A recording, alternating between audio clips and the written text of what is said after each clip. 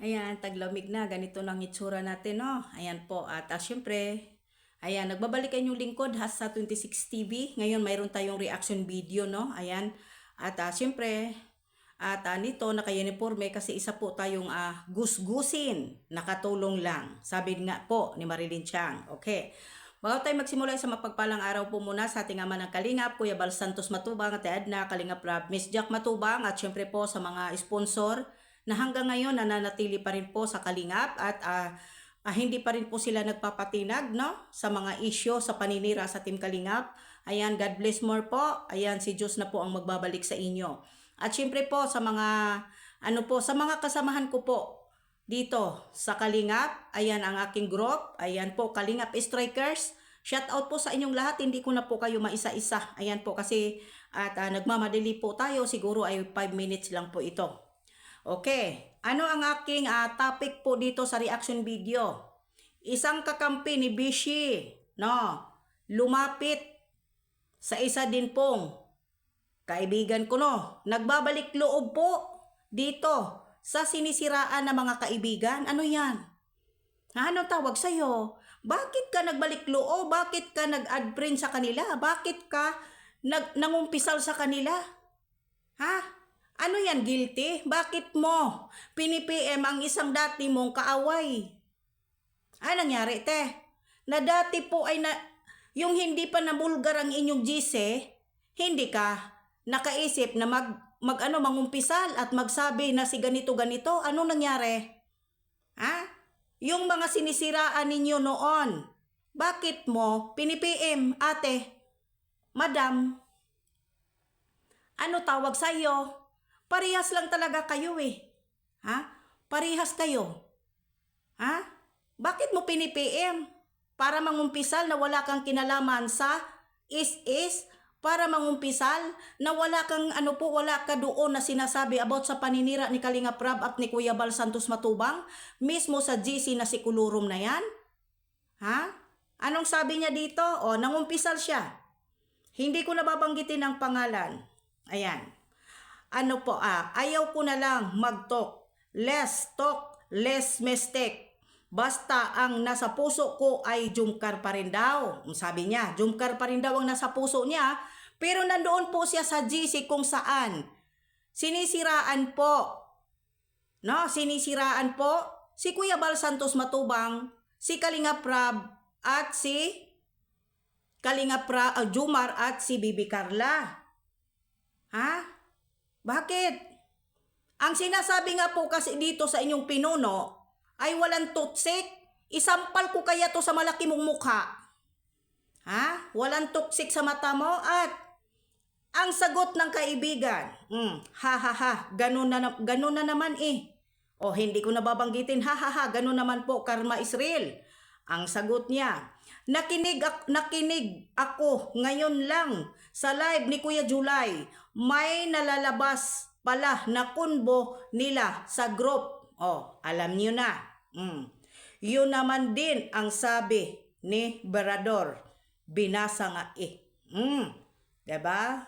Di ko kasi alam yung mga pinagsasabi nila sa konbo. Automatic dinidelete ko lahat ang mga konbo nila. Bakit mo dinidelete?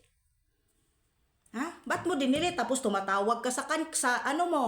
Nagpanggap na kaibigan mo. Kaibigan ko no ikaw. Hindi ka ba nahiya sa sarili mo kapag ako po? Ha? Kapag ako po ganyan, hindi na ako lalapit. Mananatili na po ako sa mga kasamahan ko. Ha? Bakit ka pa lumapit? Ha? Bakit nakonsensya ka sa ginagawa tapos wala kang ginagawa at dinilit? Ano yung dinilit mo? Ba't mo dinilit? Ha? Ba't mo dinilit yung yung kunbo? Bakit mo dinilit yung mga message doon? Huli ka na.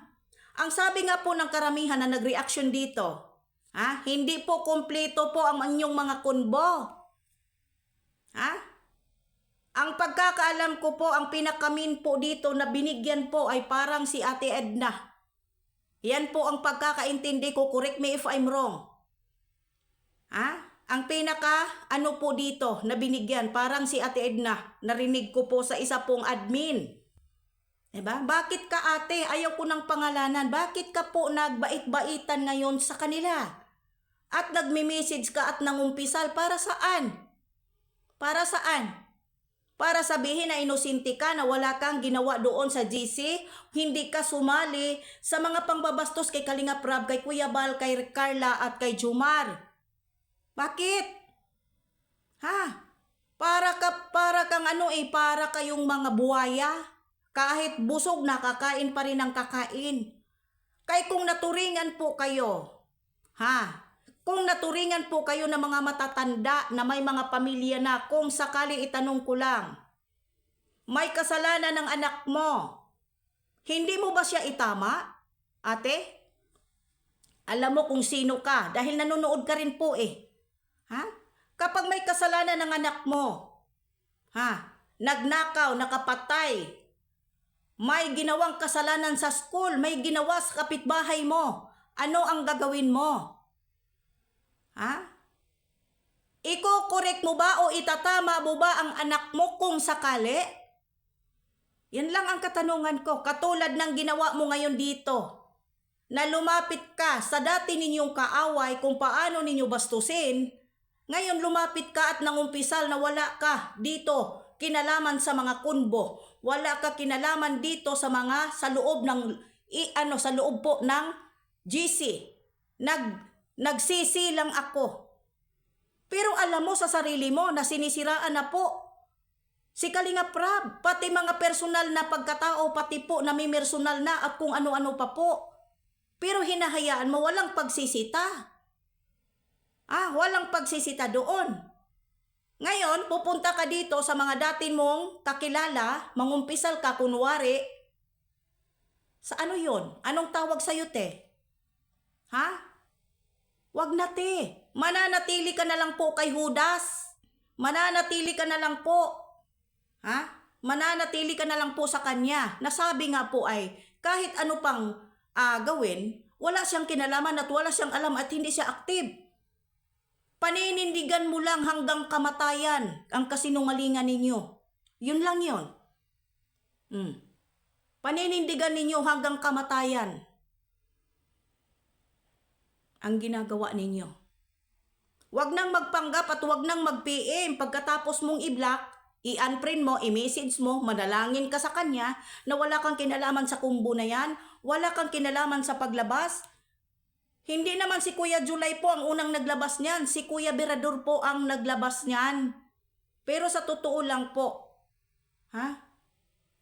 ang pinaka po dito, parang alam ni Ate Edna ito lahat. At yung kumbong nakikita natin, hindi po ito kumpleto. Kaya wag kayong magsalita at mag-reaction na walang toxic, mga animal, walang toxic, are you sure? Pero kung kayo pa po ito ay binigyan at kay sa inyo po ito sinisend, sasabihin kaya ninyo na walang toxic? No? Ayan, hanggang dito na lang po. Maraming salamat. Mamaya po may live po tayo mga kalingap. Ayan po, nood po tayo. Ang ating topic po, alam nyo na. Ayan, God bless po. Bago tayo magtapos, please like and share, subscribe sa aking YouTube channel. Shout out po Jomcar23. Shout out po EDC supporters. At siyempre, EDC Love Team. At Jomcar Love Team, shout out po sa iyong lahat. At siyempre po, Jomcar, lahat community ng Jomcar dito without po sa mga satanas. Shout out po sa inyong lahat. Ayan.